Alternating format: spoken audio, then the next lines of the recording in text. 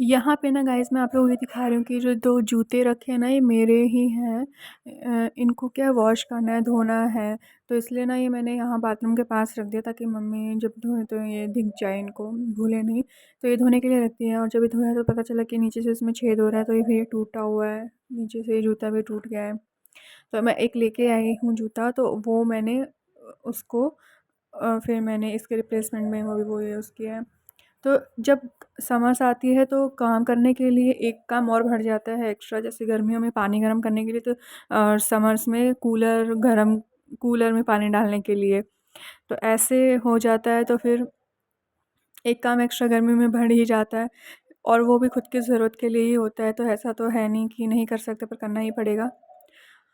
और इसमें ना जो नल का सिस्टम है ना, इसमें पाइप है ना, लग नहीं सकता, नहीं तो पानी जो है वो पाइप से हो जाए। जो हॉल में कूलर है ना उसके अंदर तो हम लोग ईज़िली बालकनी से लेकर के पाइप से उसको कनेक्ट करके रख देते, तो उसमें पानी बाल्टी से भरने की ज़रूरत नहीं पड़ती है।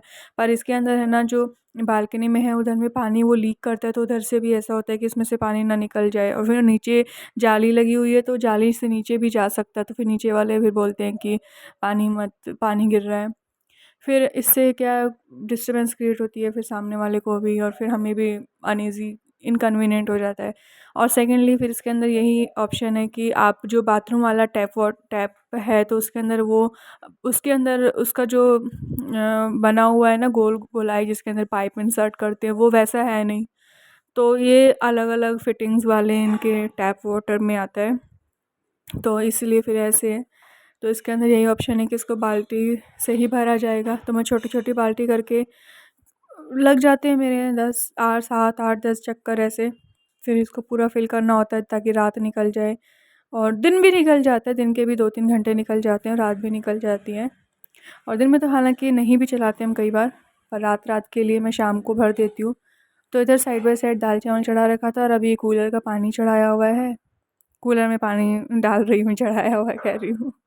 और इधर सामने कपड़े रखे तो मुझे आयरन भी करनी थी, तो 2-3 काम ऐसे हो जाते हैं। सर्दियों में कपड़े भी बिना प्रेस के चल जाता है। स्वेटर के नीचे पता नहीं चलता और गर्मियों में पता चलता है, तो ऐसे करके फिर वो होता है। और एंड गाइज़ मैं आप लोगों से यही बोलूँगी, एक फिर से रिक्वेस्ट करूँगी कि आप लोग जैसे मुझे यहाँ सपोर्ट कर रहे हैं, मोटिवेट कर रहे हैं, तो वैसे ही मुझे फेसबुक पे भी अपडेट करते रहिए, वहाँ पे भी मैं अपडेट होती रहती हूँ। कोशिश मेरी यही रहती है कि मैं दोनों प्लेटफ़ॉर्म पर अपडेट रहूँ, और वहाँ पे भी मुझे आप लोग फ़ॉलो करिए। ऐसे ही प्यार, मोटिवेट, सपोर्ट करते रहिए। जो स्मॉल यूट्यूबर होते हैं, जो बिगिनर्स होते हैं उनके लिए तो बहुत ज़रूरी है।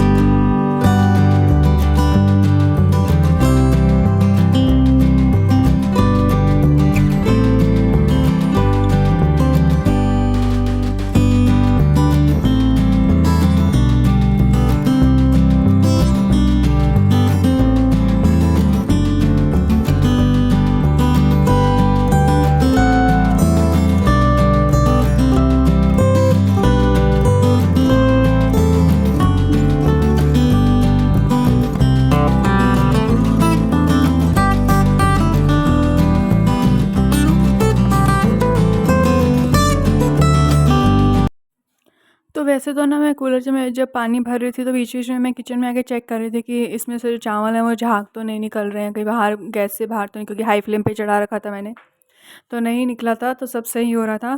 और अभी इसके अंदर है ना, यहाँ जो है मुझे आलू का चोखा बनाने के लिए मुझे जो आलू है उसको काटना पड़ेगा। छीलना पड़ेगा, कभी काटने की इसमें आवश्यकता नहीं है।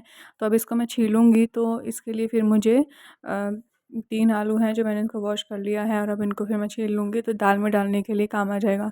तो मम्मी किसी काम से बाहर गई हुई थी, तो इसलिए फिर मैं यहाँ पे जब तक मम्मी आई तब तक मैंने दाल और चावल जो हैं बना लिए थे।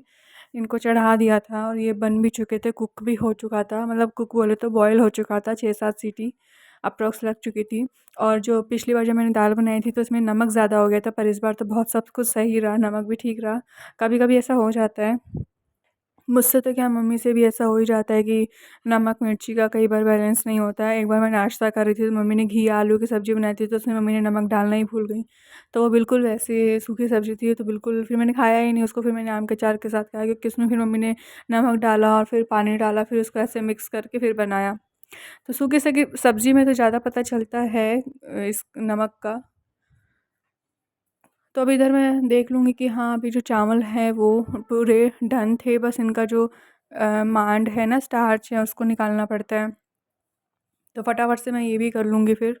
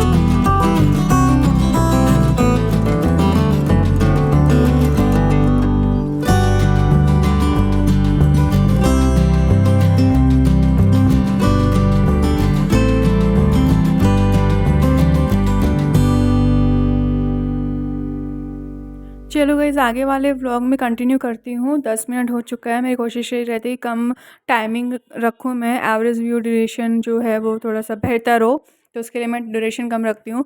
और 8 टू 10 मिनट्स इज़ सफिशिएंट, अगर वो रहता है तो वो मैं क आगे कंटिन्यू कर देती हूँ फर्दर। तो ठीक है, आप लोग अपना तब तक ध्यान रखिए, टेक केयर, बाय-बाय। और अभी मैं करती हूँ साइनिंग ऑफ, और फिर मैं मिलती हूँ आपसे नेक्स्ट व्लॉग में, जो आएगा आपको परसों। आज का व्लॉग जो है वो आज की डेट में आएगा, संडे का संडे में आएगा। तो हैप्पी संडे टू ऑल।